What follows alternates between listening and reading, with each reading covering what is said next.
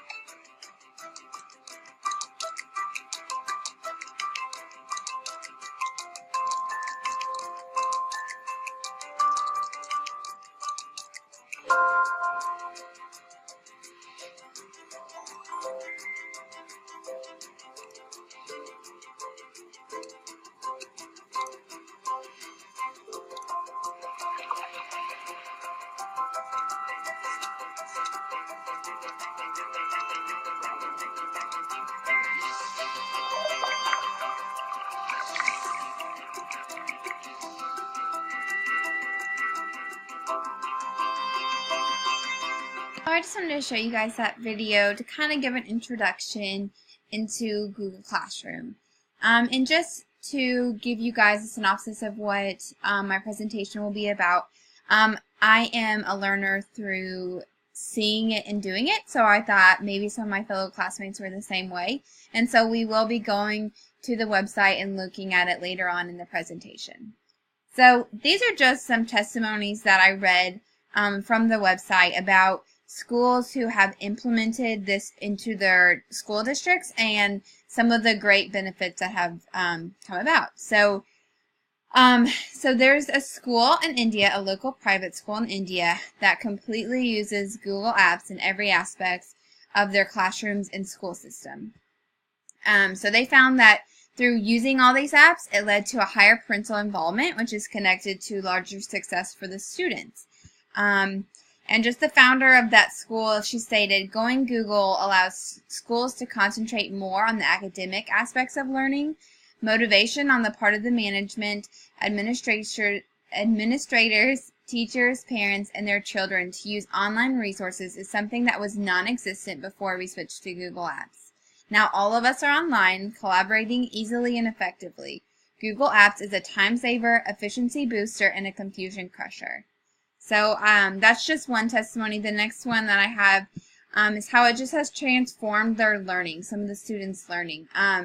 So in Bloomington, Minnesota, it's a huge school district. They have 19 public schools, and their goal is to develop in all learners the ability to thrive in a rapidly changing world.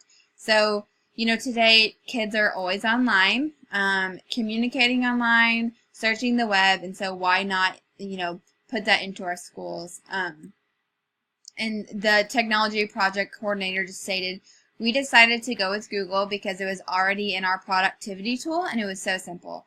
You don't have to learn how to use a Chromebook. You just use the internet.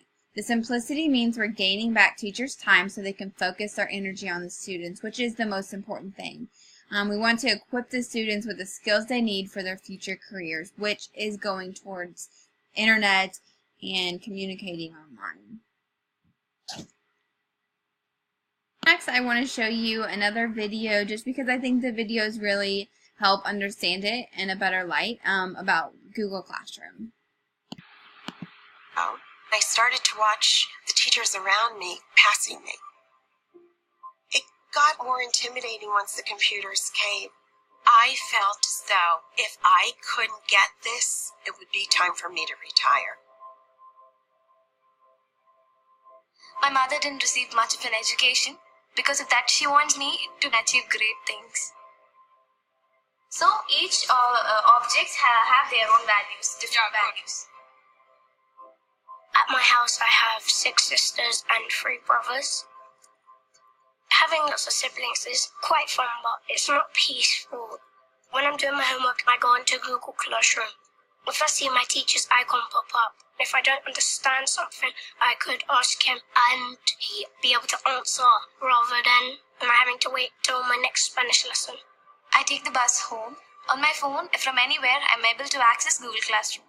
We don't have to waste time writing our assignments, wasting paper. It saves my time. I find it useful to have classmates and teachers looking at your work. I can see where they've made mistakes and where I've made mistakes and where we can both correct it.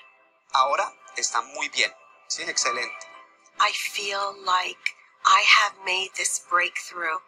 You just click on their name and their document opens up immediately in front of you, and those beautiful thoughts come out.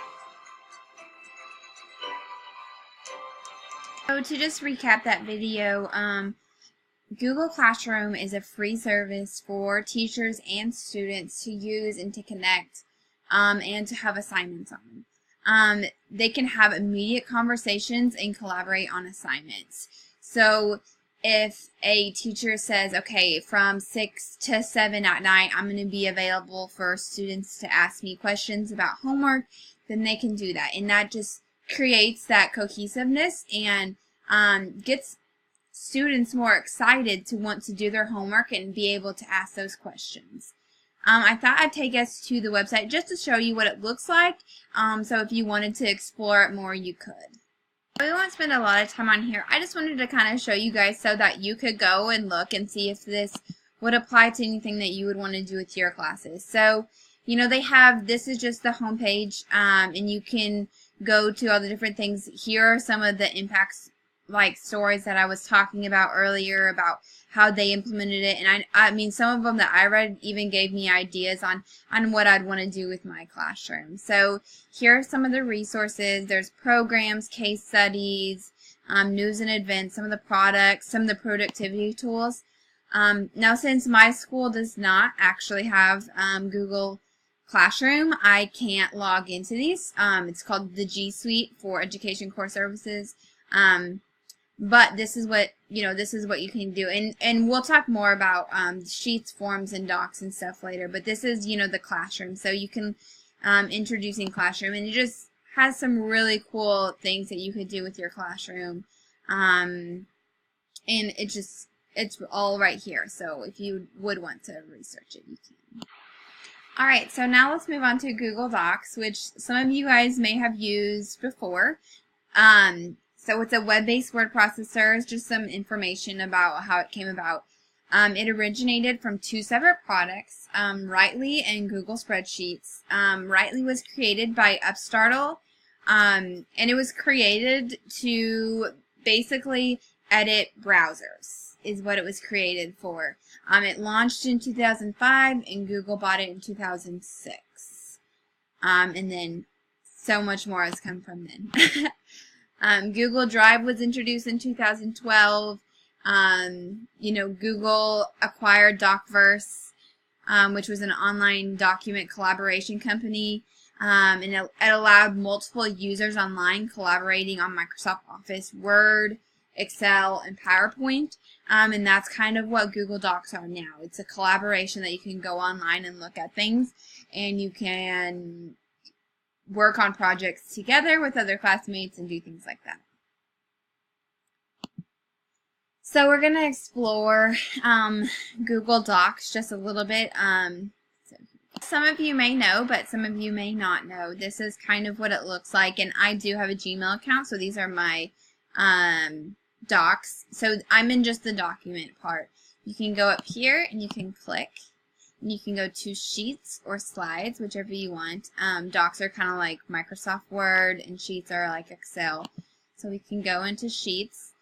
Something I thought was really cool, because they have a template gallery here, and you can go and like they have a bunch of different things that you could do with your class.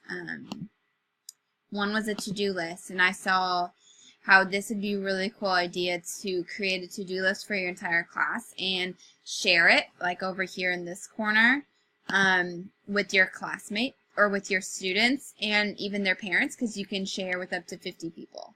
So, and you know, a student can come and say, okay, I've completed that, check it off, and they're good to go. And then slides are like this. I know in college I would do PowerPoints through here, and each of my classmates and I could go in and edit them and share them with each other.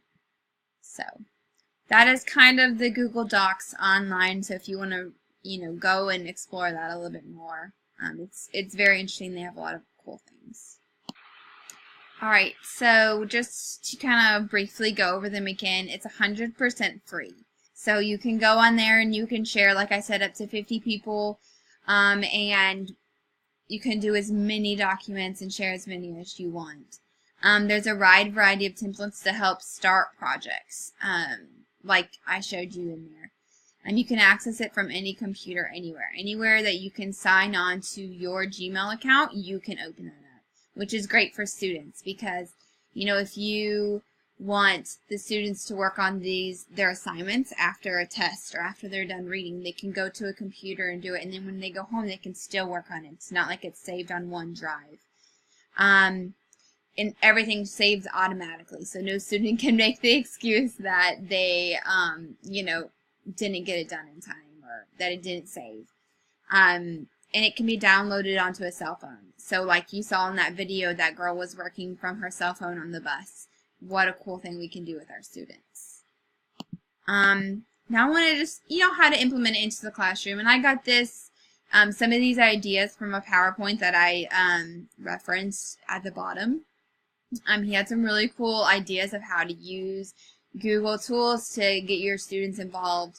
One of them is the I Am Unique worksheet. You create one worksheet and every student goes in there and shares it. And you can eventually share that with their parents so they can go through and see what their kid thinks about themselves and how unique they are. Group projects, collaborative homework, and I love the buddy edit system where they can be writing a paper and they can just have one classmate that they have as their buddy that will go and edit it and encourage them and write, you know, good things about their work and things that they need to improve on.